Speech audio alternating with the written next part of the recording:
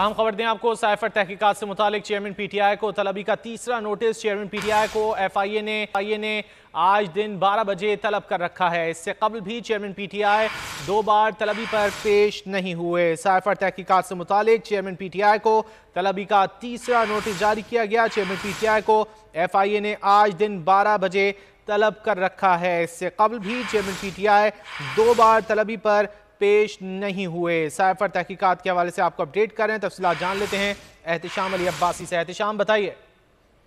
जी, Islamabad cipher तहकीकात का मामला है। चेयरमैन पीटीआई को तलबी का तीसरा नोटिस जो है दिया गया था। चेयरमैन पीटीआई को एफआईए ने आज तलब कर रखा है।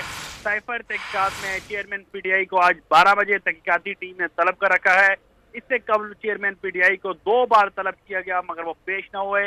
गुज़श्ता रोज शाह महमूद कुरैशी और असद उमर एफआईए ऑफिस पहुंचे थे और उन्होंने साइफर के मुतालिक अपना जवाब एफआईए में जमा करवाया है। आज जो है चेयरमैन पीटीआई के जो वकील हैं उनका कहना है कि आज वो एफआईए ऑफिस जाएंगे और अपना जवाब साइफर में जमा करवाएंगे। जी, बहुत शुक्रिया एहतिशाम इन तफसीलात के लिए। आगे बढ़ेंगे तो शाखाना फौजदारी केस में चेयरमैन